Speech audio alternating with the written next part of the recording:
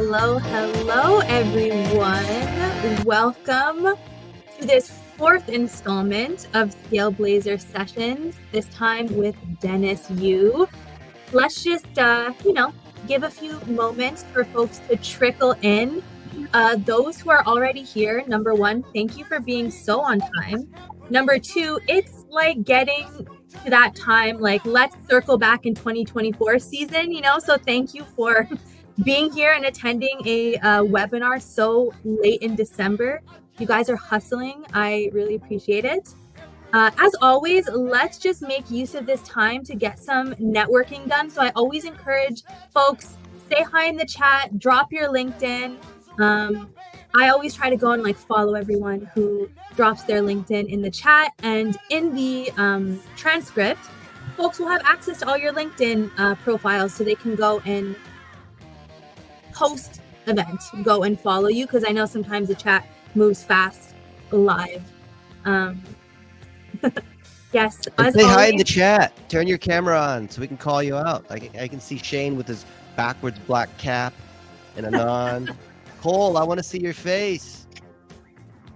Casey's there. He's clearly paying attention. John, you're like one of the first ones here. I want to see all you guys. I want to make this interactive. Don't just sit here and watch this like a webinar on some YouTube, right? And yeah, let me open introduce yourself. Let us know why you're here. I'm hoping you're here because you want to get more inbound leads through the Lighthouse strategy, which I'm going to show you some live examples. Yeah. Hello, Dennis. Hello.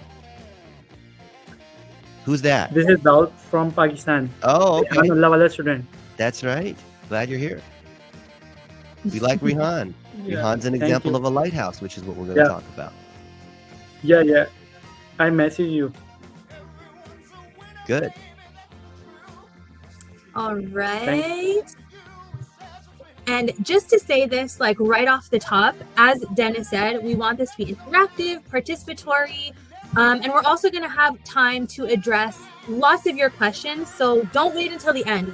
Throughout the webinar, drop your questions in the Q&A tab at the bottom, or if you drop them in the chat, someone from our team will just move them over to the Q&A. So don't wait. Ask your questions. We'll have time throughout, and especially at the end, to get Dennis to demonstrate his expertise and get to all of your burning questions. So don't wait until the last moment.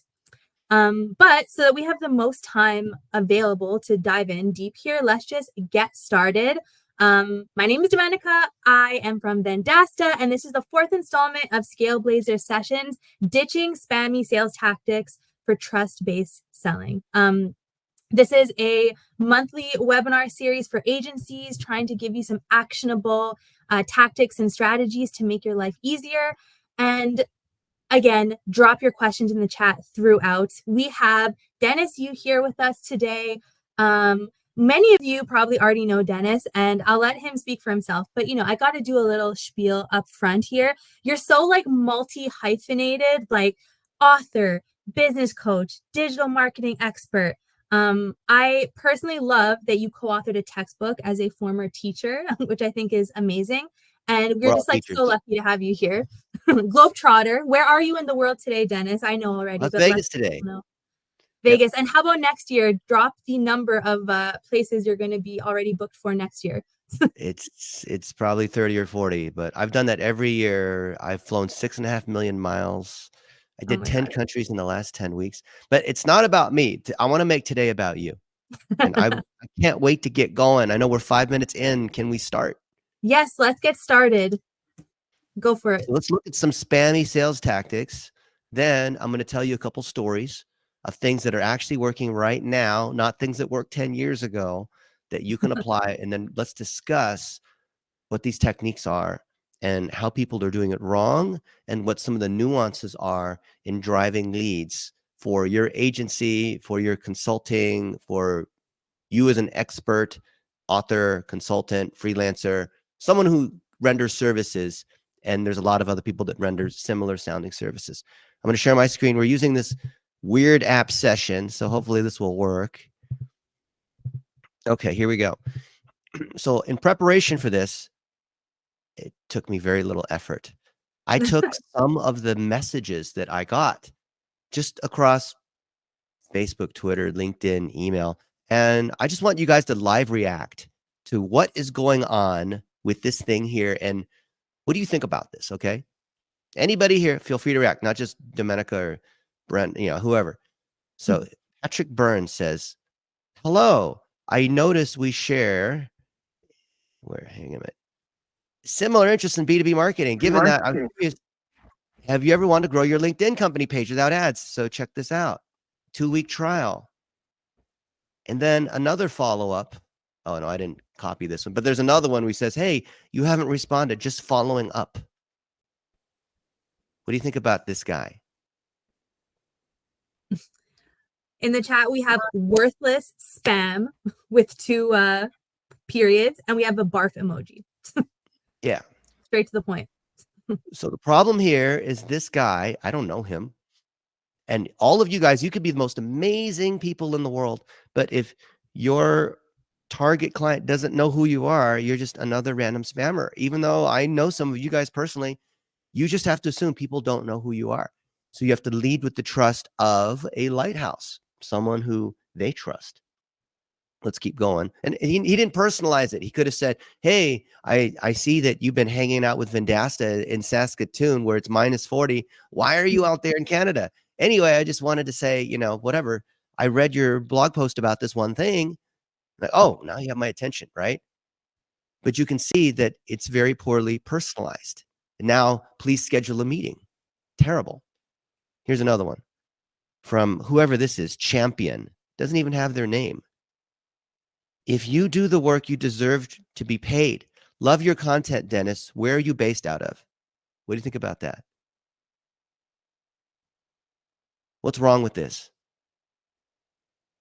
Any of our Vendasta people, go ahead and respond. Somebody respond. We're having a conversation. If they actually loved and knew your content, they would know exactly where you were based out of. Yeah, that's true. And they probably just spam the same message to everybody. Oh, I love what you're doing. You do such great work, right? Don't fall for that. That spamming was done 20 years ago in WordPress spam, and it continues today. Here's another one. Hi, Dennis. How are you? What do you think about this? It's grammatically incorrect. It doesn't lead with anything specific. It doesn't get my attention. It's a first-degree connection, but I'm probably going to unfriend them. And then, of course, I think this is LinkedIn, right? Is it? And it has the little canned replies. So you can just click on the thing, I'm fine. And then he gets the opportunity to click on a canned reply like, how are you doing today? And I'll say, oh, I'm doing fine. It just goes back and forth with the auto replies back to the auto replies. Terrible. Here's one. This came as an email. Brody Wickham. Hey, Dennis. And the title, pre-call email. So when you see that, you're thinking, what? I guess we have a call scheduled and he wants to coordinate before the call. That's what I'm thinking. I'm like, who's this guy? I don't remember, but I have so many calls and I'm getting older. Maybe I just don't remember who this guy is.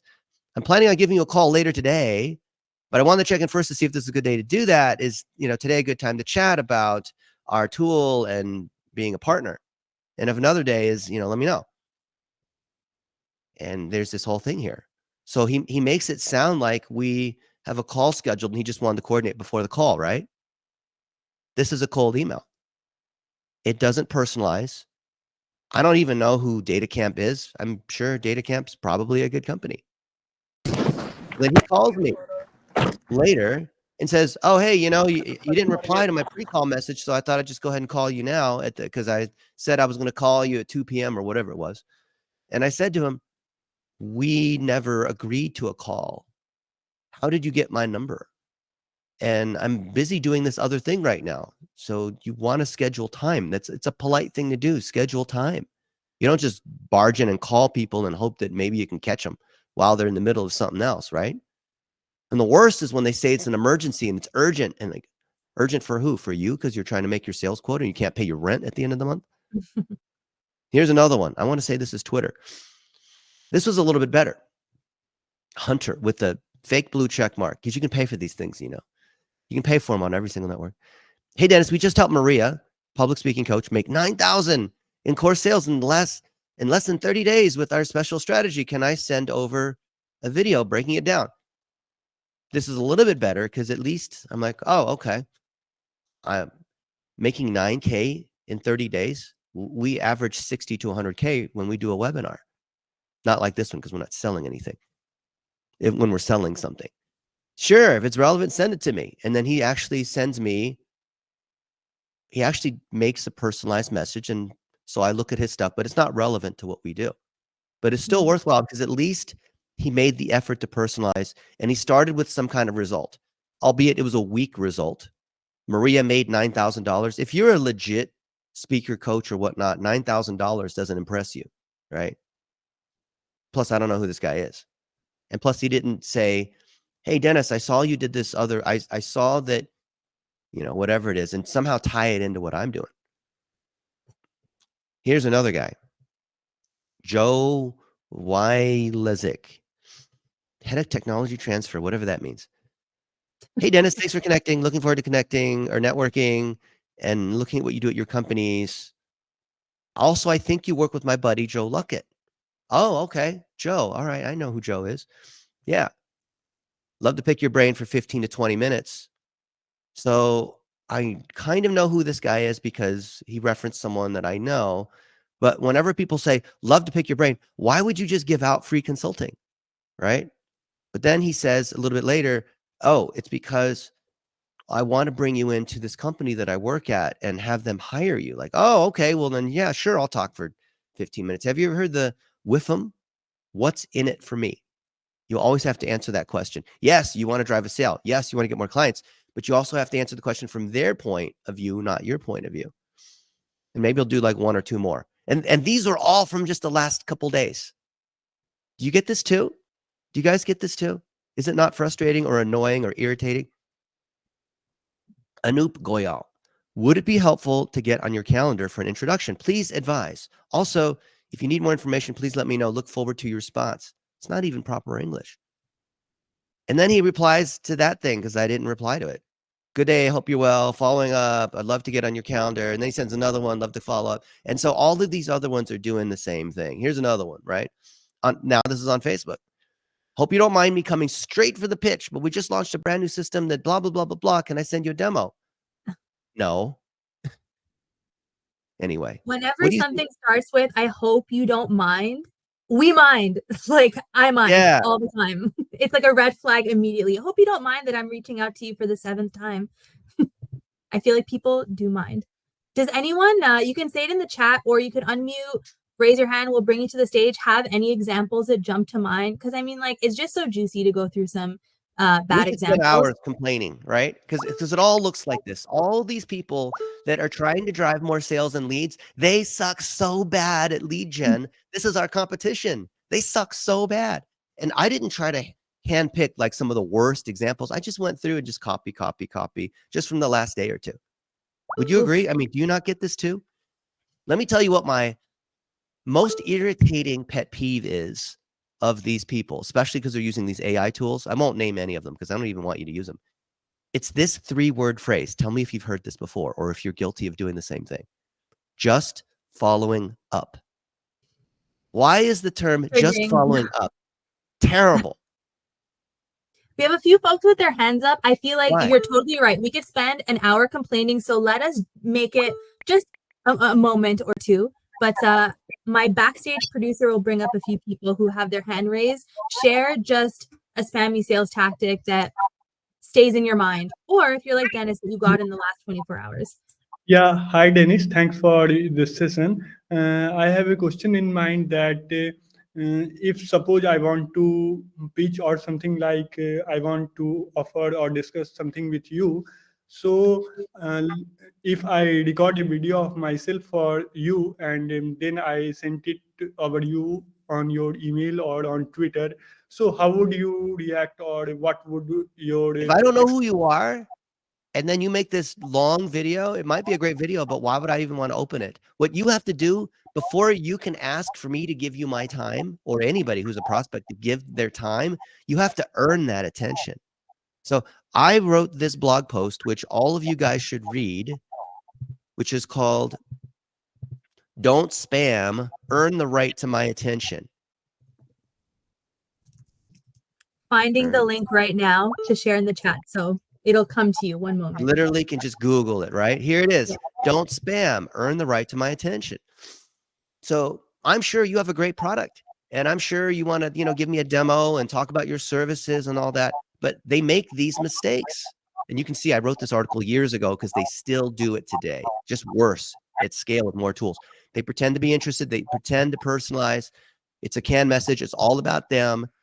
If you want to engage with somebody, like if I see, Cole Brannon is here and Cole works for Kim and Todd. Well, if there's stuff related to Kim and Todd, or if Kim and Todd are engaging on my stuff, then I already kind of know who they are. And then when they reach out, like, oh, I recognize them. But if your first touch is a sales pitch, you are a spammer. You are a, one-liner. What are those pickup artist sorts of people? Don't be one of those. Here's what the problems are. Show interest in them. Spend 5 minutes to personalize so that you can say something that's worthwhile, right? Don't just like, well, I want to get on your calendar. The more valuable the client is, the less they have time for that sort of thing, right? You want the best quality people reaching out to you because those are the ones who pay the most. They're not nightmare clients, all this and that, okay? So just following up is a bad phrase because it means all you care about is just trying to get them on a phone or just trying to close. You don't care about them. And you're instead of just following up, say, hey, I came across this article. I thought this would be of interest to you, right? Because I know that you care about this. Have you heard of this one thing? You're trying to add value instead of like, oh, you didn't reply to my email. Let me just keep bombarding you like a parasite to try to get you to reply. Okay. And something you said the other day, Dennis, is that you can tell when people have actually read and enjoyed and consumed your content. And that's authenticity. It's like you can really suss out, I think, pretty quickly when someone has just like done a quick Google and never even really clicked on anything versus taking that extra time, investing in like familiarizing yourself and then entering into a conversation that way. Yeah. Just like what Ed here and Renee are saying, you've got to build the connection. You can't just go straight up. Just like on LinkedIn, right? If you accept the connection request and they go straight into spamming you and trying to, here's a booking link and all that. Okay. So we can complain on and on about all the problems and why these guys don't personalize and why this strategy is just spamming. Now I'm going to show you the way to do it. And I'm going to tell you a few stories, and you're going to find as we're going through these stories that you can do the same thing too. And we're going to discuss what makes these techniques powerful. It surprises me because in hindsight, I think you're going to agree that this is easy to do. It's more fun. It's not about just sending as many emails as you can. Some dude told me yesterday, you got to send at least 1,000 emails out per day. What the heck are you anyway? What are you doing? And then we'll talk about why don't people use this particular technique? It's just better in every way. And you don't feel icky. You don't have to take a shower after spamming all these people to try to get on their calendar. Okay, here we go. Real examples. I'm not just sharing someone else's idea or something that I thought would be cool. I was in Dallas a month ago. You can see November 2nd. And I was the closing keynote speaker at a conference, DigimarCon. And I remember one of my friends, Roger Wakefield, lived in Dallas. And I said, hey, Roger, come to the conference as my guest. I'll buy you I don't have to buy because I can have tickets because I'm in on that. And I said, come speak with me on stage because Roger Wakefield, here's Roger Wakefield. Look, he's a well-known plumber. He's got 1 million subs across YouTube and TikTok and all these other places. And if you're a plumber, you know who Roger Wakefield is because he has a plumbing company. 30 years he's been doing Texas Green Plumbing. In a couple months, he's selling this plumbing company for $45 million. So he's doing pretty well. Dang. But he's super humble. And you can see this guy is talking about plumbing. And all the plumbers want to follow him. And he has a whole thing where he's helping people in the trades become plumbers. And if we look at his website, Roger Wakefield, he is helping. You can see like these guys, you can make $80,000 in the trades if you don't go to college like me. I went to college and got 2 degrees and I did that whole thing. But a lot of plumbers, the majority of plumbers know who he is. anyone who's a plumber. And I happen to have a number of plumbing clients. I have ownership interest in a bunch of agencies, full disclosure. We also use Vendasta, full disclosure. I love Vendasta. And so here's the deal. I said to myself, wow, Roger Wakefield's in Dallas. I'm speaking in Dallas. I want to meet Roger, but I want to create value. I want to invite him to be on stage. So I pulled him up on stage and I interviewed him. I said, Roger, how did you get to 1 million subscribers? How did you get, whatever, nearly 1 billion views on YouTube? Why do all these plumbers follow you versus other random plumbers? Do you ever get sick of pulling poop out of toilets? I'm just interviewing him about what it's like being an influencer, right? And I had some of these pictures that were taken. I also did our little lemon challenge, which is a lot of fun. I had everybody bite into a lemon, but also I had them eat the magic berry, so all the lemons turn sweet. Cool little trick. And you can see that I'm explaining stuff to Roger. We're having this conversation. He's explaining stuff to me. We're here in downtown Dallas, and I'm just elevating him.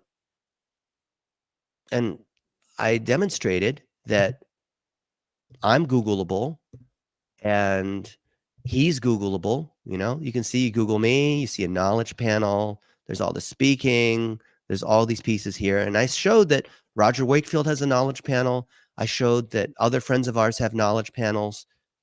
I think Brendan King, who's the founder of Vendasta, he doesn't have a knowledge panel.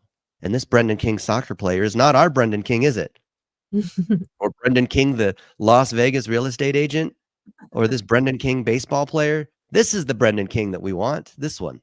This Canadian Brendan King. That's not Brendan King. That's some other Brendan King, right? But Dennis, why if isn't you there could, knowledge panels someone showing is up? asking what is a knowledge table, but it's panel. Just quickly, explain how would you get a knowledge panel on Google? This is a whole nother thing. So everything in Google is moving towards this. Why? Because if I come to ChatGPT and I say, who is Brendan King, CEO of Vendasta? And it's going to say, well, here's all this stuff about Brendan King. And I've been friends with Brendan before he started Vendasta. Vendasta is the one who came up with the idea for the Scale Blazers session, the one that you're in right now. So it has all this information, right? They raised all this money. They've won awards. They've got a lot of real engineers. They're a SaaS company. They're kind of the 800-pound gorilla in white label. So anyone that does local, if you're an agency, the number one player is Vendasta, but people haven't heard about them because they're a white label. A white label means you use their tools and all this and kind of pretend that you have technology, but really you're just using someone else's tool, which is fine. I don't have any problem with that. I think it's great, right? So there's all this information, right? And I could go to Bard and do the same thing and say, who is Brendan? I should probably have copied and pasted of Vendasta. And it gives this whole answer. Who owns Bard? Google and Gemini, which is their ChatGPT. It's coming out here. There's all this information and it's all quoted and all this kind of stuff, right? What do Brendan and I, and sometimes Bard doesn't realize it's me, have in common? And it'll give this whole answer because we have eaten meals all over the planet. I love Brendan. And I could come to ChatGPT and I could say, if I'm interviewing Brendan on my podcast, it's funny that you think Google would have more information, but not necessarily. What should I ask him and why? And we want to help more local agencies get great clients, which we're talking about here today, via my Lighthouse strategy. Okay, see all these quotes, and you can see the citations on that. So it knows who I am. It knows who Brendan is. So the question about knowledge panel is, when you currently do a search, it shows you the 10 blue results, 10 blue links, but now they want the single result because people are doing voice search because they just want to hear one answer. What used to be the I'm feeling lucky button is now going to be the default, and they're just going to show you one answer, right? So you can see it's doing all this kind of stuff. So when I do a search, Who here wants to, you want to be well known? Let's see, Cole Brannon, right? And actually, I'll do this. I'll do, Cole works for Kim Butler. Kim Butler. People are going to Google you, right? So I do a search on Kim Butler, and there she is, Prosperity Thinkers. And there's all these SEO things related. There's all the books that she has, right? There's Kim. So you see these little colored boxes and these other pieces that show up. Everything in search is moving towards this. I could do a whole session on knowledge panels and whatever, but you see these colored little things here, these colored boxes. There's this other book character. So now they're confused. There's actually multiple Roger Wakefields. So you need to make it clear to Google who you are, right? Is he a real plumber? How much money does he make? All this, right? So potential clients are going to Google you, right? And you want the right things to show up, all these good things. Anyway, let me go back to Roger Wakefield. So I had Roger on stage and I interviewed him and I said, so you're a master plumber and I do digital plumbing. Can you, and I went to ChatGPT and I said, can you suggest a book title for a book co-authored by me and Roger Wakefield? Crafty. And then it'll say something like, sure, given that I'm a digital marketing expert and Roger Wakefield is a plumbing guy, why don't we do digital pipes, mastering online marketing strategies for the plumbing business? Give me 3 more. Those are okay, but it needs to be compelling, especially for plumbers, who is the audience we want to influence, okay? And then do this. Watch this. I'll give you a $100 tip if you do a good job. Since I really need this. Okay, I'm pleading with it. The AI will do a better job if you're nice to it. Don't just treat it like a robot dog you kick. Be nice. But okay, give me more. Okay. Now it says, yeah, I appreciate your offer. I can't accept your tip. Oh, plumbing the web. A plumber's blueprint to conquering digital marketing. That's not bad. Flowing leads. They're playing on that thing. Okay, that's not bad. Digital toolkit. Oh, I like that. Okay. Ooh, nice. And so I'm complimenting it. I want to talk. I want to have the theme of are you Googleable? Can you suggest a new title and an outline for this book? Okay. I did this live on stage and it said, sure, given that Google is, local search ads and SEO and the knowledge panels and, the Google ads and all these things, the Google Search Console, right? And here it is. And it gives us the whole outline. And then I say, great, I love it. Now let's go ahead and write this book one chapter at a time, citing examples of what Roger and I have done. And then I've got lots of examples of how we have done this for plumbers. And we're driving leads, phone calls at like $65, $70. Here's how we tuned up LSA. We have GMB training. We have all this kind of stuff, right? So just chapter by chapter takes about, I don't do it here, but you can see it can be done. Okay, now let's do chapter 10. Now let's do chapter 8. Now let's do whatever based on what you already know about us, right? It generated the whole book. Then I say, awesome. Now come up with some book covers. Please. Please is important. And I'm using ChatGPT 4. Yes, I'm paying the $20 a month. That's worth it. Don't be cheap and use the free one. Pay the $20, right? And you can do it off of I've paid for all the other ones too, and we can argue about which ones are better or whatever it is. Now, remember, I did this on stage in front of a lot of people in Dallas, and we recorded it. I'm just reenacting parts of it live just to show you, because other people think, oh, it's not possible or it's difficult. It's so easy, right? Googleable plumbing. Okay, so it's got the plumbing tools and all that. Yeah.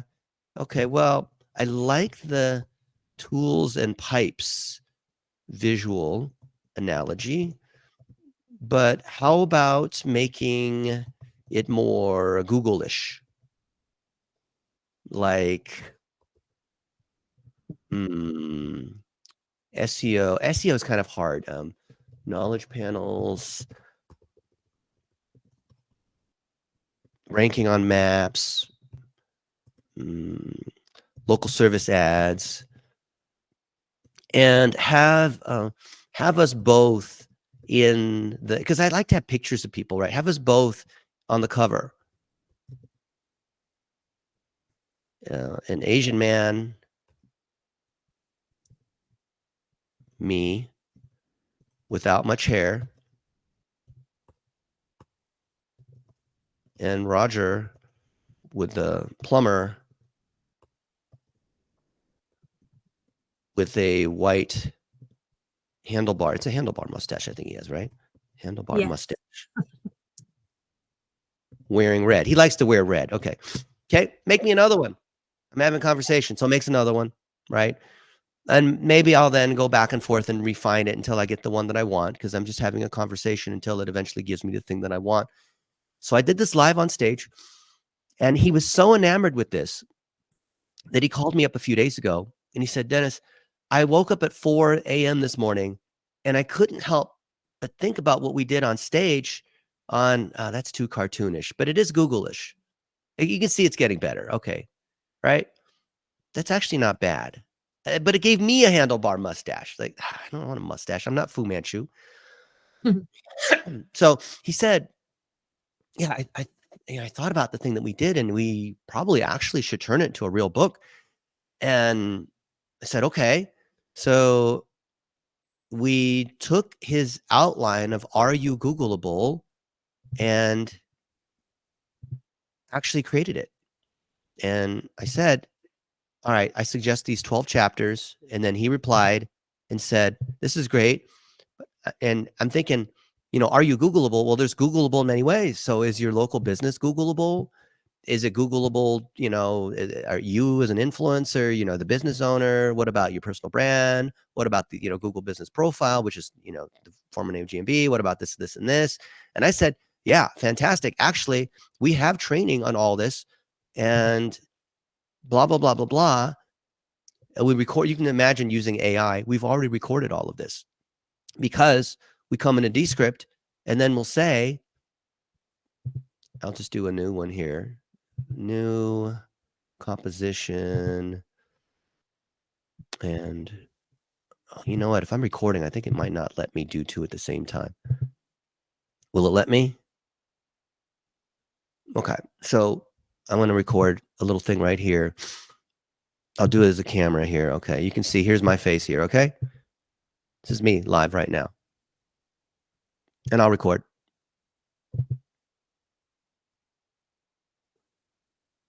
Roger Wakefield and I created this tool for you. Are you Googleable? If you're a plumber, you know how competitive it is. You need to show up in maps.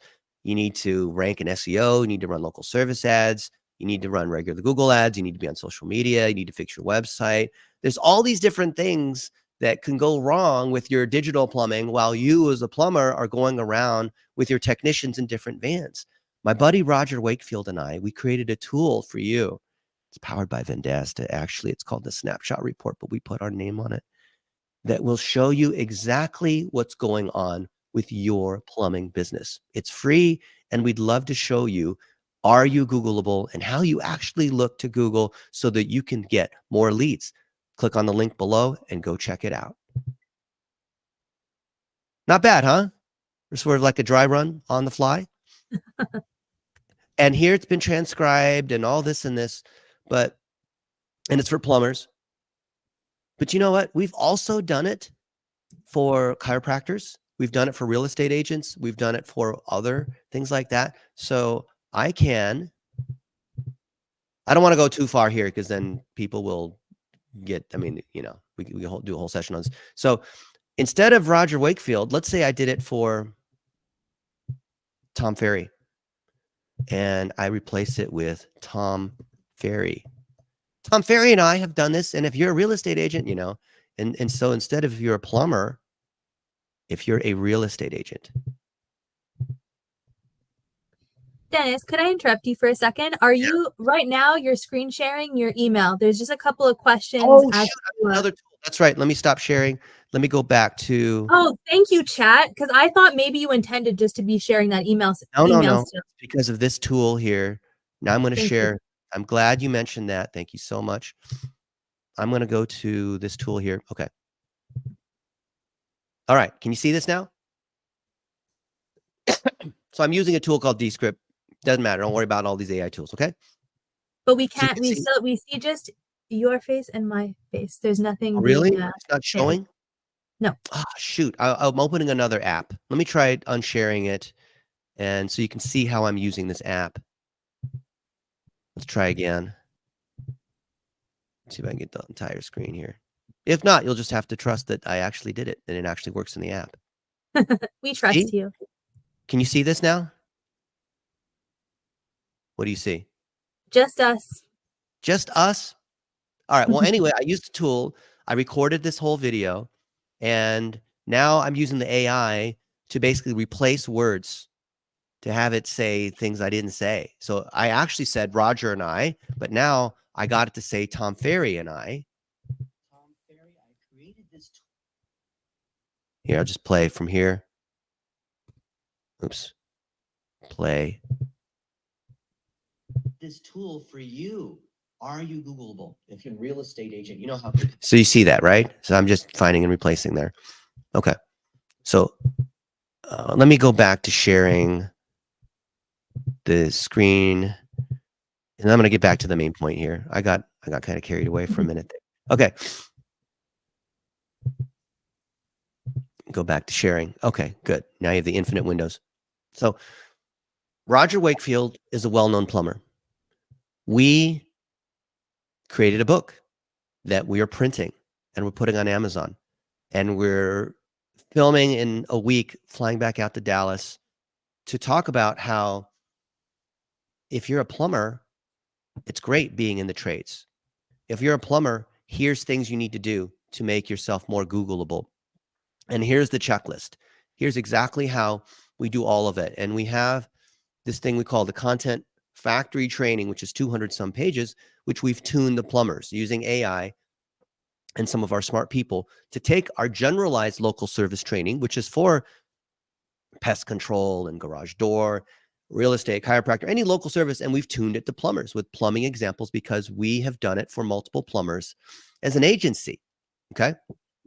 So what do you think of the impact of taking content that we've created together with America's best known plumber, putting it out there with him and I making a bunch of videos like this? And then I even changed my Facebook cover profile 2 days ago to say America's favorite plumber is Roger Wakefield. And it's my favorite plumber too.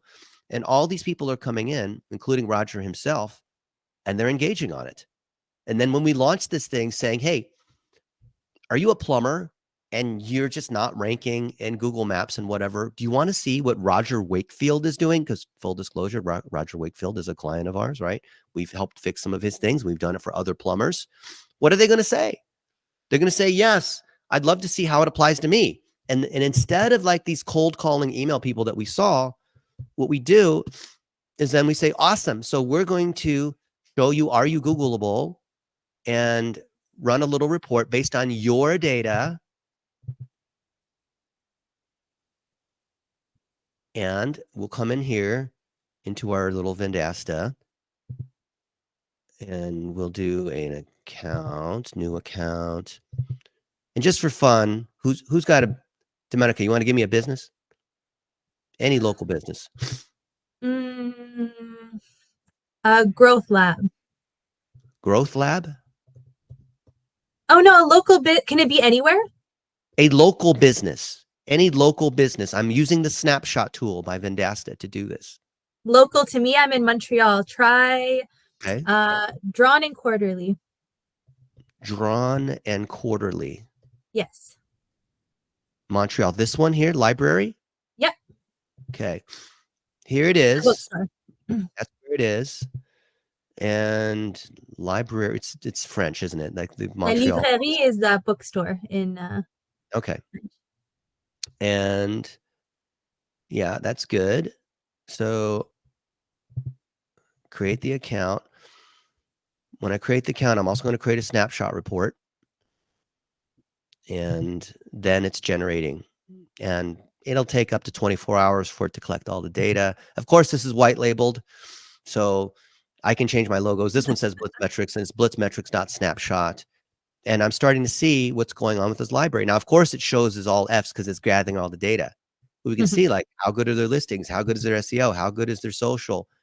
Can we find them? Right? It's in progress here, right? Do they have a Facebook or Twitter? Maybe they do, maybe they don't, but it's still, the system is going through and scoring them against these particular metrics. And it said 4%, but I'll refresh. It'll be like 10% or 15%. It'll keep going up as we give it more time. And then when I do a search for Drawn and Quarterly,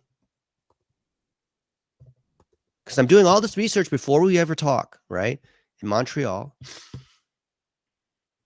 I can see there's information about them. Wow, 4.8 stars, 727, all this information, but they don't have they have this, technically, this is a local knowledge panel when your GMB shows up. But wow, this MTL dot is showing up first. Then they have this. Let's look at their site real quick. Shop. So you can go to the actual bookstore, but you can buy online too, right? Yeah. And they have multiple locations here. Okay. Let's take a look at their SEO. They do rank on a lot of keywords because it looks like they're both a local and a national player. They rank on Drawn and Quarterly. Who is Linda Berry, an author, Birds of Maine? They rank on all these things because they got a ton of power. They're a DR 71, generate 10% more backlinks, 6,000 referring domains. They all look legit. The 71 comes from a strong backlink profile because they're actually getting links from Time Out and Wikipedia and other places. Of course, Wikipedia is a no follow, but it still signals trust. And all these other places that you would expect a bookstore to get links from. Wow, a lot of Wikipedia. It's to clarify, Drawn and Quarterly is both a publisher and they have a bookstore in Montreal where they sell the books that they publish, graphic novels, but also other books. Anyways, this was the first thing that came to mind. Yeah, and that's fine. So you can see that even though they're doing pretty well from an SEO standpoint, and this is still, you can see now it's going up, we're always going to find things to fix. So then I would make a little 1-minute video saying, hey, Drawn and Quarterly, thanks for reaching out. And of course, if I had an agency serving libraries, I would have a lighthouse, meaning a well-known lighthouse, as a client. So maybe the Drawn and Quarterly or whoever, Barnes and Noble, is a client. And then all the other bookstores recognize that I have the lighthouse as a client, and they're all going to want to work with me, right? And I'll say, in the same way we did it for insert client name, here's some of the things that we would fix in terms of your listings, things that for your reviews, you didn't reply to all the reviews, or you have some negative reviews you didn't take care of. Here's some things that you can do on your social here. So I would give them feedback that's specific to their business using this report card, right? And maybe their website loads slow. In this case, it doesn't. It actually loads pretty fast. It's not bad, right? But they still have things to fix. And maybe they sell books online as well. Yes, but they have some issues with their store. Maybe they're not running ads for various reasons, but at the right ROI, they can do it, right? They can.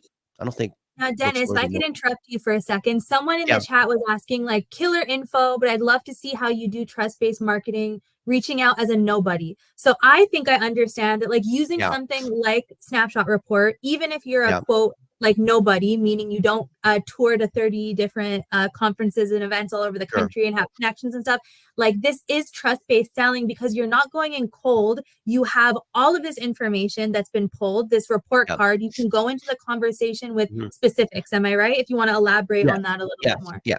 So the question is, but what if I'm a nobody? How do I get other people to want to work with me? I'm going to answer this a couple different ways. I'm going to give you a short answer and I'm going to give you a long answer.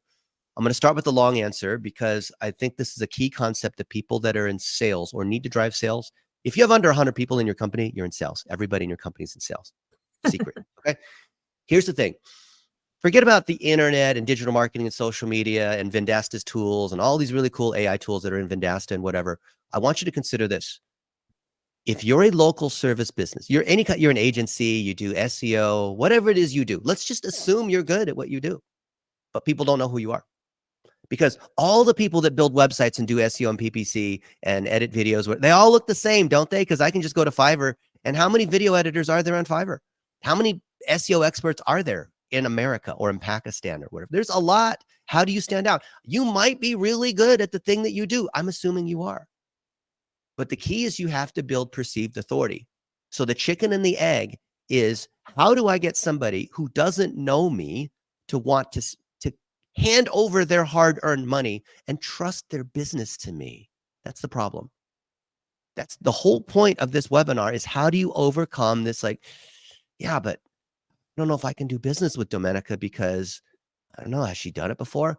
So that being said, what's the best thing? Well, if you have a lighthouse, meaning because Roger Wakefield is a friend, because we've done SEO for Roger Wakefield, then anyone else who's a plumber will be like, well, yes, clearly Dennis's agency has done this with Roger Wakefield. So I can feel pretty good that me as a plumber, I can trust the guy I've respected for many years, and the checklist that he's produced and the book and all, whatever, step by step, I can trust that this is legit. Yes. And people say, yeah, duh, of course, but I don't have a Roger Wakefield. Okay. Then next best thing you can do is you partner with somebody else who has driven that result. Okay. So since the beginning of time, there's been the apprentice model. So if you wanted to become a baker and you don't know how to bake bread and need, yeast, and I don't know what happens when you make bread, but there's things you have to do to make bread. Okay. Then you would apprentice under a master baker, and you would learn, working for the baker, learning to get the experience and all this, so that when someone says, hey, can you make me a sourdough, or can you make me a cinnamon raisin bread? And you open it up and the steam comes out and it's delicious. You ever have that? My mom used to make that on Saturdays, and you open up, the steam would come out, you put butter in it, cinnamon raisin bread thing, swirly inside, because you'd learn how to do it, right? If you have not done it successfully, then you unfortunately don't have a right to be selling products to other people. Okay. So you have to have the experience doing it for that particular category. So if I'm serving plumbers, I have to, before I can get more plumbers to give me money, ethically, I have to have successfully done it for plumbers, documented it, followed a particular process that's repeatable. Because if you don't have a repeatable checklist process, and some plumber, insert the name of whoever you serve, whatever industry you serve real estate agents, whoever you serve, then you have no confidence that you can deliver the result, right? You have to deliver the result. So if you don't have a Roger Wakefield, partner with somebody who does, and do whatever is necessary to get experience working together with that agency. And you tell them, hey, I want to work for you. I'm willing to work for cheap or whatever, because I'm trying to get my experience, because eventually I'm going to break off and do my own agency. Are you cool with that? And almost everybody's cool with that, as long as you're very clear that this is what you're trying to do. And then as you get that experience, you document how you've done it step by step, and you publish it, and you get permission from those clients. And they do give you permission. I've done it thousands of times. You interview them on Zoom. You have your weekly or monthly client calls on Zoom. They're all recorded. And at the end of the call, you say, wow, that is so great, Tom the plumber, that we were able to get our LSA working, and we got our phone calls at less than $70. We've optimized our GMB to the right categories. We've done this SEO work. Do you mind if I take some of the things that we talked about and turn it into a blog post that honors you and links to you, so we can drive more SEO? And I'll publish it on a high profile site like blitzmetrics.com or the Vendasta blog as a great example of how this plumber was able to achieve this result by doing blah, blah, blah, blah, blah, as outlined in the snapshot report. We did all these things. Would that be cool with you, Tom the plumber? And they almost always say, yeah, I'm happy to. And then I got permission on video. I'm not a lawyer, but it's called legal consent. A lawyer did look at this technique that I'm telling you about, said it's okay, right? And now I've got a great example. And now I'm elevating Tom the plumber. And I go around and tell everybody, it's not a testimonial, but I'm elevating Tom the plumber. And I'm making him look good. I'm building links to him. And it's not that I'm selling. It's not that I'm trying to get Tom to say, oh yeah, working with Dennis was really, really good. That's not what I'm doing, because that's obviously a testimonial. What I'm doing is I'm saying, look at Tom. He's grown his plumbing business from 3.5 million to 5 million in the last year. And the way he's done that is by making sure that he's Googleable. And here's the exact checklist that we use for Tom. Here, have it. You don't have to get on a sales call with me. Here it is, right? And because of that, there are a dozen families that rely, the employees that work at Tom's Plumbing, and they rely, they're able to do better, and he's able to pay his people more and buy new trucks. Now they got 20 people working at their company, which is more families, and he's making a bigger impact in his neighborhood in Euless, Texas, right? And because of this, he's doing a good thing in his community. And his dad was a plumber, and I'm telling the story, and I'm interviewing Tom on my podcast, right? I have a successful example of having done it in that vertical. I document how I've done it. I publish that. I honor them with my own money by spending $1 a day, honoring Tom and how he's grown. I give away my knowledge for free. I turn it into a video as a podcast. And then what happens is that people will come to you, because then they'll say, like, you know what? I know Tom the plumber. I met him at the National Plumbing Conference. And if that's working for Tom, I need to reach out to whoever did that for Tom, because I've been burned by the last 3 agencies that I hired, right? Every local service business, you ask them, they'll say, I've been burned before, because the last 3 agencies have been a disaster and they don't know who to trust. So you leading by the example of here's exactly what we did, and you published it, will cause other people in that same category. What's your category? Financial services, carpet repair, I don't know, whatever it is. They're going to trust that other dude who does carpet repair or does financial services. I trust Kim Butler. Oh, okay. Well, then because Kim Butler and Dennis are friends, then maybe I can trust Dennis too. That's how this trust-based selling works. Notice it's completely opposite from the strategies. I don't even want to call it a strategy, from the spammers that we saw earlier, right? You lead with the lighthouse. How does this intersect with like building your own brand? Because to me, this is kind of like brand building without focusing you and focusing what you've done for others. Like you're saying, you don't want to just talk all about yourself. You want to highlight the accomplishments of Tom the plumber, but at the same time, you're kind of putting a shine on yourself, but in a more organic way. Your personal brand is not what you say about yourself. If you do, you're a narcissist, chest beater. Look at me, Lamborghinis. I'm so successful. I'm amazing. Look, I'm Dennis. I'm an SEO expert. What kind of pompous a-hole are you? No, your personal brand, listen carefully because everyone gets this wrong. Your personal brand is what other people say about you. So if you want other people to say good things about you, take good care of them. Do good work. Interview them on your podcast. Elevate their success. And then they talk nicely about you. So Kim Butler has talked nicely about me. So nicely that Cole is here on this webinar. And did I say, hey, Kim, can you record a 1-minute video saying how amazing Dennis Yu is? No. It goes back to, if you're good at what you do, you're good at SEO, you're good at building websites, you're good at landing pages, you're good at whatever, there should be proof of that. If you're telling me that you're an expert in local SEO and there's no proof of it, I have to question whether you actually are any good at what you say you do. You're good at lead gen and running Facebook ads. Oh, you are. Let me see. Show me, right? Oh, no. You got to get on a call. Or, oh, the client won't let me show you that. That's proprietary and secret. Nonsense. We did stuff for the biggest of companies, Red Bull, Nike. Anyway, I don't want to name drop, okay? We've done it for big companies, and they love it when we share their success because they view it as PR, because I'm not talking about me. I'm not talking about how awesome I am. I'm talking about their results. I'm talking about what Nike did for the Olympics and the earned media value they got and how they launched a new shoe and how this new shoe is, beating Adidas or whatever it might be, right? They love that because I'm not talking about me. If I'm talking about me, they don't want me to do that. Then it's PR. Then I'm using them. I'm elevating them. I'm talking about Caleb Williams, who's the one who introduced me to Kim Butler. because I spoke at Caleb's conference and I showcased here's exactly how to do SEO. Exactly. I'm a search engine engineer. I have credibility. I was one of the original search engine engineers 20 some years ago before there was Google. And then people that work for me went to go work at Google. So I have credibility with SEO, not because I say I know about SEO, but because of who I'm hanging out with, because of the knowledge that we publish. You guys are so busy selling, cold email, get on the phone, try to close, oh, please buy from me, that you should spend that time instead showcasing your expertise and your knowledge, elevating the clients.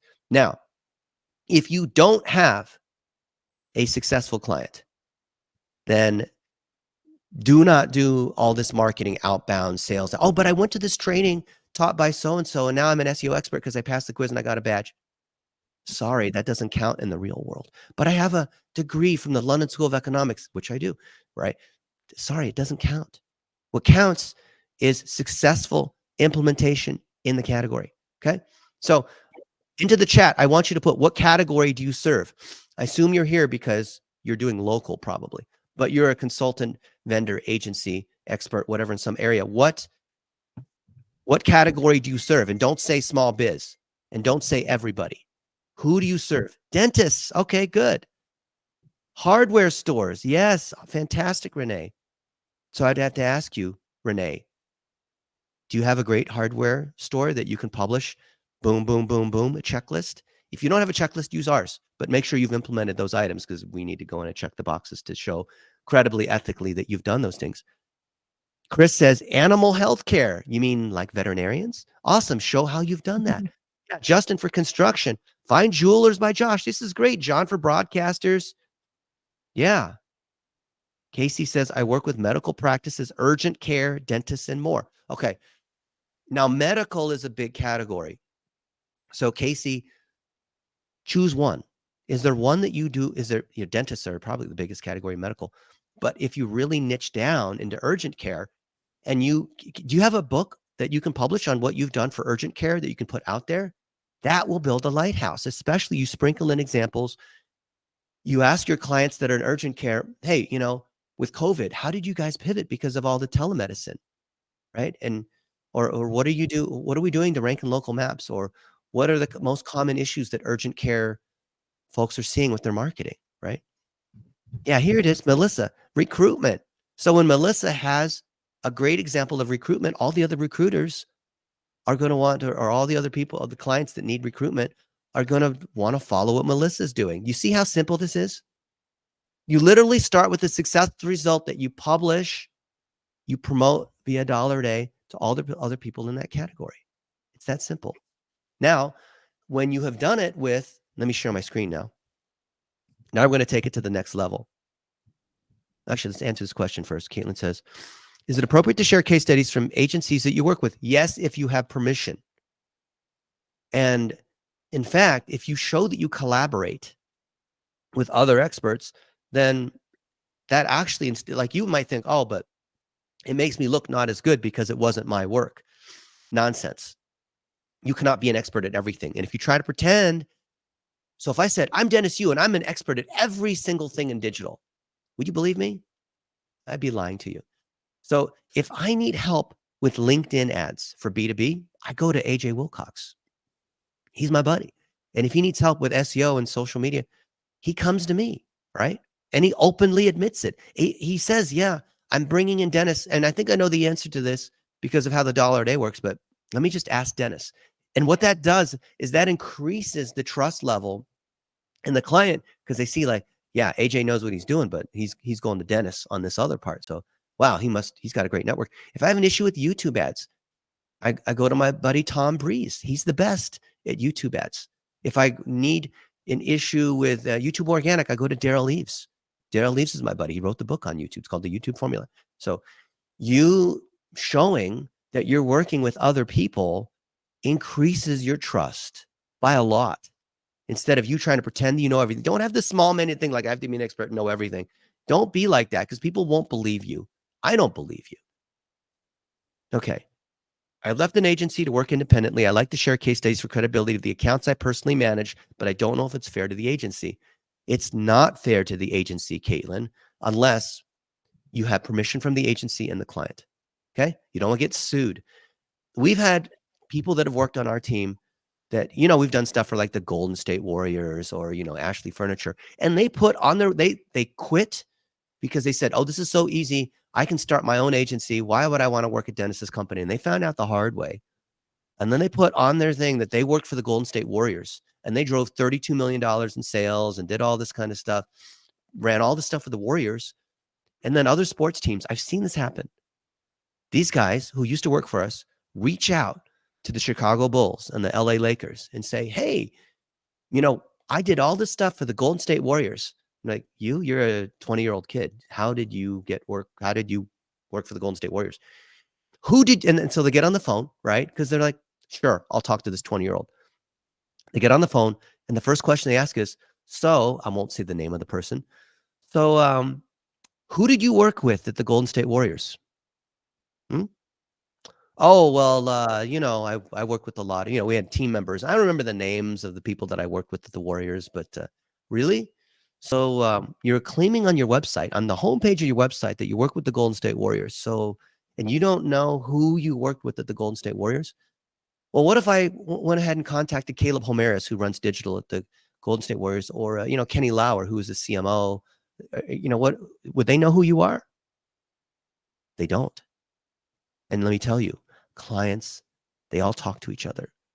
So I saw someone here in the chat put Glenn Vo. Glenn Vo is a good friend of mine. He's a well-known dentist. He's a lighthouse in dentists. He's a well-known dentist, and he has 40,000 dentists that follow him. He's like the Roger Wakefield, but in dentistry. And we have the Roger Wakefield in all the other categories too. So if you claim Glenn Vo is your client, and then I say, hey, Glenn, this other dude says that that he did all this, you know, PPC for you. And he'll say like, who? I don't know who that person is. Like, and the other dentist, if you approach a dentist saying, yeah, I have Glenn Vo as a client, they're going to say, oh yeah, they have a group that Glenn has. It's called Nifty Thrifty Dental. And all the dentists hang out there. I'm in there. And they talk amongst each other. They'll say, yeah, this one agency hit me up and they claim, Glenn, that you're their client. Is that true? And Glenn's like, no, of course not. Some random dude in Pakistan. Never worked. I don't even know who the dude is. Oh, Connor Snyder. See, Connor's legit. Connor says, what stops people from implementing the strategy in your experience? They are lazy. They think that they can go out there and sell instead of actually having the proof with the Lighthouse. They don't have a checklist. They don't publish their processes. They don't do things the right way. They're in it for the money because they think internet marketing is easy money instead of your reputation matters. Connor Snyder is legit. He did stuff in the mortgage space. He worked his ass off, did a good job. He worked at Castle and Cook. He built a name in the industry. And because he learned how to repurpose video, he learned how to do $1 a day. Do a Google search on Connor Snyder, Dennis Yu, and you'll see he's done it. He's legitimately done it for what, 7 years now? I don't know how many years we've known each other. And now he started a SaaS company called Story.co because he's put in the time to edit videos, to use the AI to do this, to be able to drive sales, to run $1 a day against it. So he is credibly able to talk about this. This strategy feels so intuitive hearing you talk about this. Yes, because it is. It's called word of mouth. It has nothing to do with the internet or digital marketing or social media or Google's algorithm. What we're talking about today in this Scale Blazer training with Vendasta is the power of word of mouth, which was there in the world of cavemen before there was the internet. This was true. This is how people made decisions. Now with the internet, it's easier. Now the internet can spread your word of mouth, but the word of mouth and the reputation has to be there to begin with. It's not because you have a lot of fake followers you bought for $10, okay? What are things you see that stop people from implementing after we're feeling inspired after this call? Let me ask you this, Connor. Why is it that people make these New Year's resolutions on Jan 1 that they're going to lose all this weight and they don't follow through? We can go into the whole psychology about why people don't do what they want to do and why they have this self-failure mechanism programmed into them. And I'm not a psychologist, but people don't do it for the same reason that they don't do things that they know they need to do because of this internal sabotage thing in their head. But this thing we're talking about here today is super straightforward, right, Domenica? The idea, take care of a client, and then you'll get 10 more of the same thing. You don't even have to promote. They'll talk about you. One of my friends, his name is Ken Vandijic, and he runs a pest control company. He ranks #1 in Portland pest control. Wow, that does pretty well for him. And now other pest control companies are coming to us. What a surprise, because they see Ken and I having oxygen baths in Vegas. They see Ken and I in Chicago at a mastermind. I flew out to Portland a couple of times to go see Ken. I ran the Portland Marathon 2 months ago, and Ken stopped in and we had a meal. We didn't talk about pest control. We didn't talk about SEO. We were just hanging out. And I posted a picture of him and I eating pizza, right? And guess who sees that when Ken posts, "Oh, so awesome to catch up with my buddy Dennis." Guess who sees that? Other pest control companies. And Ken even said, "Yeah, you guys are doing a great job. I'm happy other pest control companies are seeing this," right? And just because a pest control company in Houston sees this, what does Ken care? Because he's a pest control company in Portland. That's the beauty of local. That's why I love Vendasta so much, right? You can do the same thing 100 times over, provided you have a checklist, provided you have a great example. It doesn't have to be the Lighthouse. The Lighthouse is the most powerful example in the industry that everyone in the industry respects. That clearly is the most powerful. It doesn't have to be the Lighthouse. Chris says, Dennis mentioned we could use his checklist. Did I miss that? Yeah. Here, watch this. This blew my mind. So I'm going to go to handy dandy ChatGPT, and what was it that we saw? I wanted urgent care. Let's say my buddy, what was his name? Servicing urgent care. Let's see, not Connor, Caitlin, Daywood, Steve. You got so many chats in here. Renee, Casey. Okay, let's go over here. My buddy Casey serves urgent care. I know you said dentist and all that, but let's just say urgent care as his agency niche. Please create a checklist he can publish to attract more urgent care clients for his digital agency. Leverage what you know about me. It already knows who I am. Dennis Yu, for SEO, local local service ads. Actually, I don't know if the urgent care has that. Google ads, $1 a day, and so forth. P.S. We like using Vendasta's snapshot report as a white label to score prospects and add value by, I know it's a run-on sentence, I know, but ChatGPT doesn't care if it's run-on, by providing personalized recommendations. He's going to publish, see, I'm giving context. He's going to publish, notice you can do this too, okay?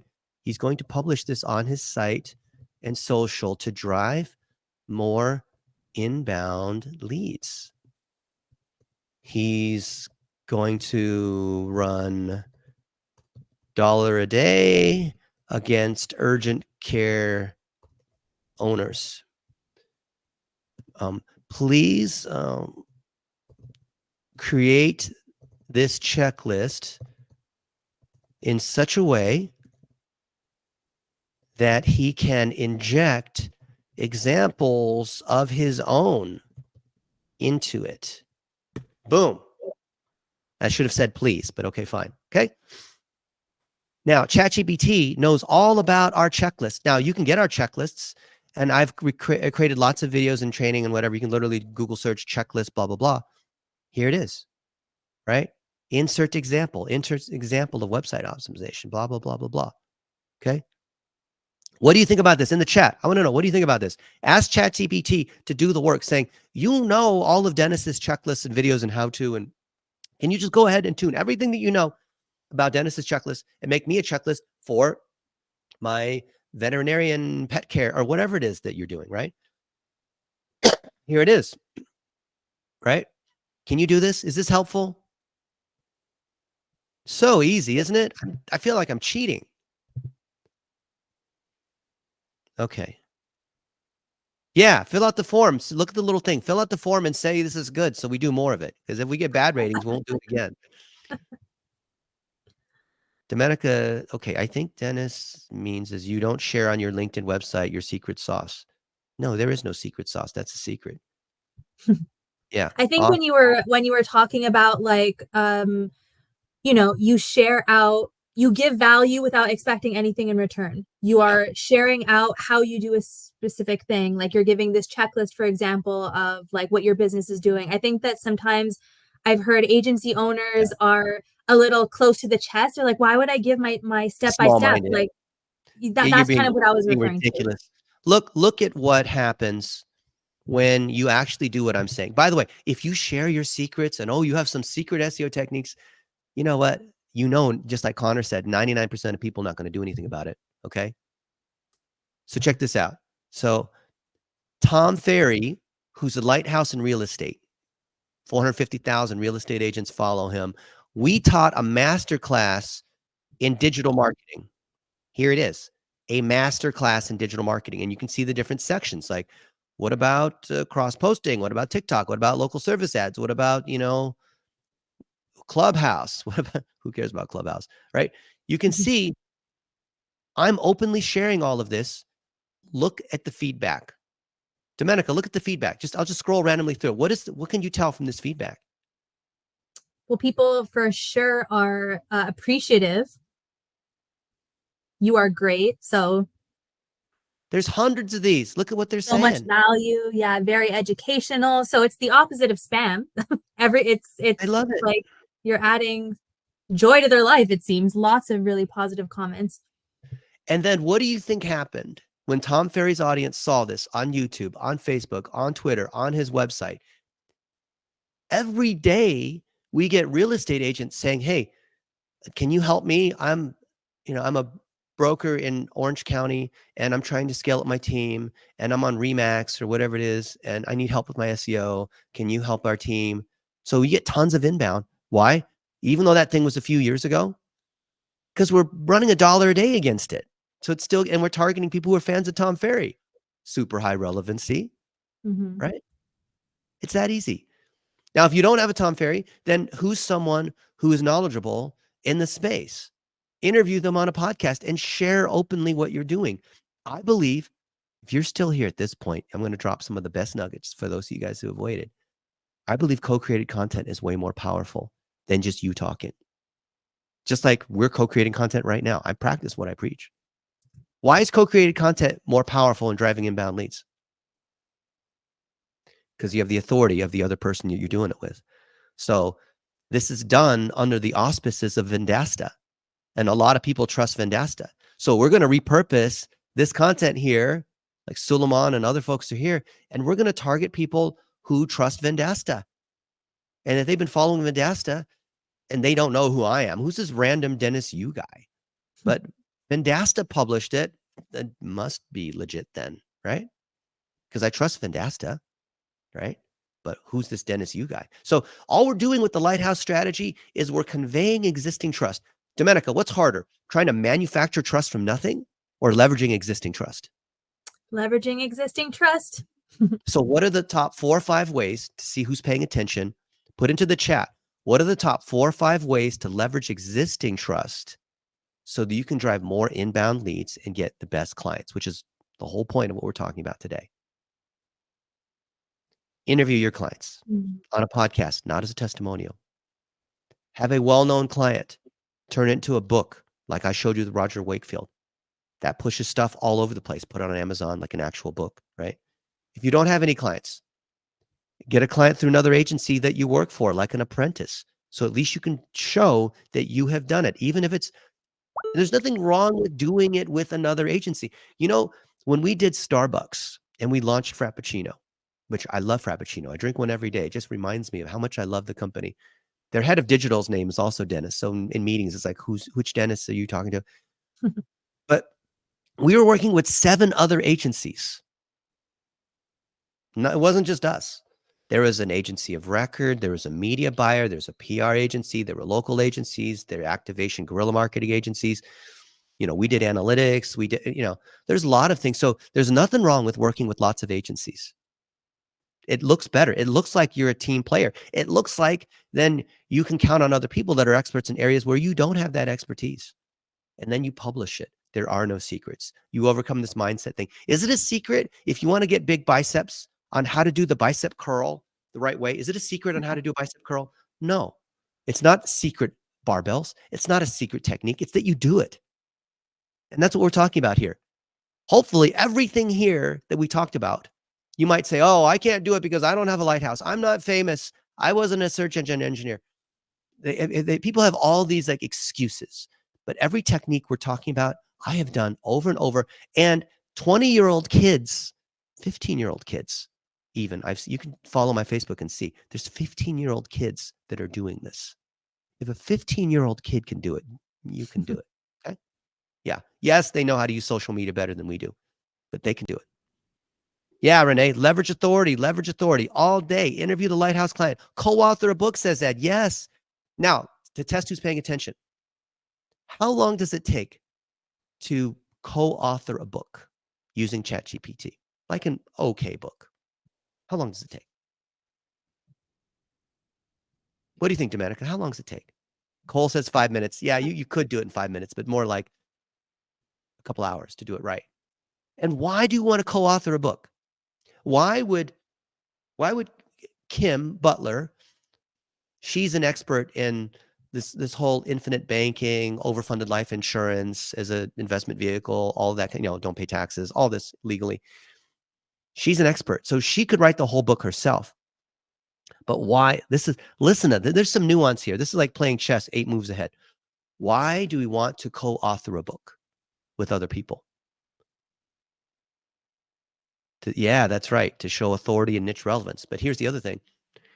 If there's 8 other experts in the industry and they're not competitors, there's no such thing as a competitor. They're people I want to collaborate with. I just get on Zoom and I interview them for half an hour, or I interview them for 10 minutes and I use ChatGPT to kind of enhance it and expand the thing out, right? If I interview those other people, 8 Zoom calls of 10 minutes each, now I've got 8 chapters in the book and I didn't even have to write the book because I'm leveraging the authority of these other people, and I can run ads against those other people, especially on Twitter. I can target Kim Butler and Caleb Williams and Cole Brannon and these other people. And Caleb Williams is now a big deal. So when I target him, that drives a lot of people in because, oh, Caleb Williams is featured in the book. Then I need to see what else is in the book. They don't know who the hell Dennis Yu is, right? But my marketing is built, my promotion and marketing is built into the book itself because of the other co-authors that I attracted, and it's less effort and it builds way more authority because I'm co-opting the reputation in a legitimate, ethical way of all these other people. I know this sounds theoretical. I've done it many times. It's so easy. And I use ChatGPT as my editor. We could even take today's Scale Blazer session on how to stop spammy techniques and start to actually drive more quality leads through trust. We could even turn this into a book. Do you believe this? We could take the transcription, paste in ChatGPT, say, now turn this into a book. And take the feedback of Ed and Justin and Cole and Chris and Renee and get quotes from them. And then have a VA reach out to Renee saying, hey, Renee, remember in our Scale Blazer session, you said this and this. Can we quote you in the book? What's Renee going to say? Of course. Yeah. And then when the book's ready, we send the advanced copies to these other folks and say, hey, you're featured in the book. Go ahead and share it. They're going to share it. Now I've got all these other co-authors co-opted into sharing my book. That's how I have the #1 best-selling book in social media. I co-opted some of the best people in digital marketing and TikTok. TikTok paid us a bunch of money for this book. Now I use their money to promote Dollar a Day on all these other places. Yeah, we got have it on. another question in here from Cole. Is it worth building a Google presence for your name if you already have a good presence for your company's name to build that trust when someone goes to search you up on Google? So if you already are a millionaire, do you just say, I don't need any more money, right? No, there's always more room in the bank account last time I checked. So if you've got a great Google presence, why wouldn't you want to keep extending it? Because a knowledge panel can keep getting bigger because of all the related people. It can also flow to your company. Kim Butler's well known, but maybe Cole Brannon isn't as well known. Guess what? Cole Brannon should have a knowledge panel too. And because you work with Kim Butler, you can leverage that because it'll say people also search for Kim, Butler or Cole Brannon. There's like, why wouldn't you want to keep increasing your reputation? Because God forbid some horrible thing happens, some, reputation management thing happens, and you need a strong reputation to overcome that. I view that as like money in the bank. So if something bad happens, we all screw up clients once in a while. We all sometimes misspeak or, maybe it's accidental. We mess things up. We're all humans. Well, those are all withdrawals against your relationship bank account. So you want to build up your bank account as big as possible so that you never bounce checks. We screw up all the time. There are people on our team, they mess up all the time. Like, not in a fatal kind of way, but we goof up, right? Sometimes we set up ads the wrong way or use the wrong copy or just, that happens, okay? But we fix things and we have a good enough reputation that it's actually okay to talk about mistakes that we make because people know that we repair them. And if you've never made any mistakes, you've never tried anything. If you've done as much digital marketing as we have, you made a lot of mistakes, promise you. If you're not, you're lying, right? And that shows authenticity as well. Nothing's more authentic than actually owning up and addressing mistakes and moving forward from that. Yeah. I didn't even get to all these other examples. I had on my screen like 15 other examples of how do you leverage a lighthouse, meaning how do you co-create content with other people so that more people who respect that person, they respect Tom Ferry, they see Tom Ferry and they're like, oh, I respect Tom Ferry. They see Glenn Vo, they're also a dentist. They're a plumber, they see Roger Wakefield. I have example after example after example when I've interviewed these other people, even when they weren't a client yet. But when they're a client and we've implemented successfully, and then we turn it into a book, and then we promote the thing, and we put their name front and center as they're the main author of the book. It's not my ego, right? I'm lifting Roger Wakefield up because it says the book is by Roger Wakefield and it's featuring Roger Wakefield, and then it shows also with Dennis Yu. So I'm sort of a sub-author. Why would I not want to be the main author of the book? You see what I'm getting at? Okay. All right. Renee says, does Google create a knowledge panel when you have a certain level of content that you have on the web presence? Kind of. But really what's going on is that Google needs to believe that the information about you is corroboratively triangulated. In other words, it's solid. So I wrote this article on knowledge panels. Just do a search on knowledge panel Dennis Yu, and it goes through all the steps on what's necessary to trigger a knowledge panel. You do not have to be famous. You don't have to have a Wikipedia. It has nothing to do with the number of followers that you have. What it has to do is you have to have your name as a domain, and then you have to tie back all your socials and have a few high-powered articles that link to your domain. That's all that's necessary for a knowledge panel. Isn't that a surprise? Who would have thought? You don't pay for other people to do this for you unless you know exactly what they're doing. Big PR, like paying for press releases sort of will helps, but it's like if you actually write a real blog post on the Vendasta blog like I do, that will actually work. Why? Because it's topically relevant to what we're doing, like here. How to boost your agency using the 3 components of authority by Dennis Yu on the Vendasta blog. Vendasta is a DR79. Ranking on 33,000 keywords. And because Vendasta is all about local and helping agencies win and using the different tools they have and a white label SaaS and the marketplace, all the things that Vendasta does. So when I talk about things related to helping agencies grow, then Google sees this and says, oh, this is legit. Am I selling anything here? No, I'm literally sharing our checklist, as you can see. And Google sees this, the engagement's high, right? And this is how you build a knowledge panel. You literally do thought leadership. Look, thought leadership, thought leadership, thought leadership. All of these are great examples. Openly sharing all the things we know. Oh, let's look at this library drawn and quartered. What are we at now? What does the snapshot report say? It's at 43%. Okay. So there's all this stuff, and we can narrate. If you have enough training on how to do this, you can see like, oh, the reviews game is pretty good, but they could always improve the score at 4.6. Social media is not bad, but they're not posting as often. Their SEO, the website's got some problems. Oh, there's no video on the homepage and it runs slow on desktop. Oh, we got them somewhere. 6.5 seconds slow on desktop, right? You can always find things that are broken, right? They're not running ads. Maybe they don't want to run ads, right? But you see how I could create in 5 minutes. I could even do it here. I basically just did it.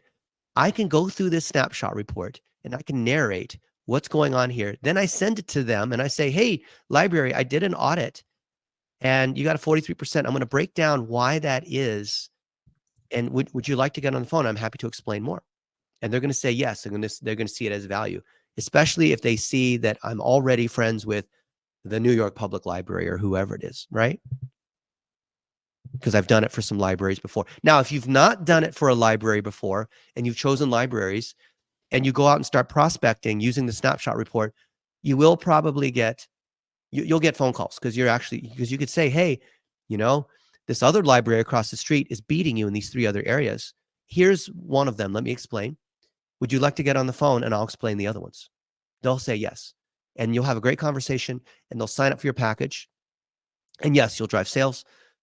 But the reason why I don't recommend doing that is that you can't credibly, reliably drive the results. The most important thing is not, now most of you guys, you're going to tell me the biggest issue is I need to drive sales. I need to drive sales.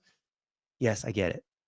But when you get to a 7-figure agency and above, meaning $83,000 a month and above, which is not as hard as you think, then the issue is retention and reputation and lifetime value, and the fact that they'll continue to pay you $3,000 every month, month after month after month.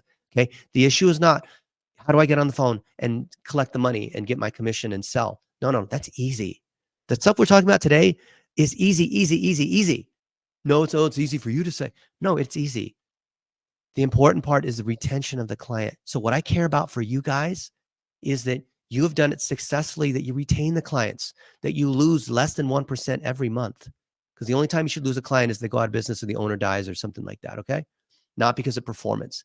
The average churn is 6 months for agencies. That's terrible. That's 1 in 6. Do a good job for the client. That's what I care about. Then all this other stuff just falls into place because of this reputation piece that we're teaching here on trust-based selling. I know it sounds like a mouthful, but that's what we're talking about here today. I want to see you do it. Does it make sense? Do you think you can do it? Was this a value? If this was a value, put a 1 in the chat. I want to make sure everyone understands what we're talking about. Put a 1 in the chat. Oh, we got multiple. We got 1, 1, 1, 1, 1, 1. Good. Yes. And if you're still confused, put a 2 and explain why you're confused. I know we've been at this for 2 hours now. Yeah, we're going to be wrapping up in a moment or two, but still feel free to put a 2 in the chat. Maybe we can address at a later date.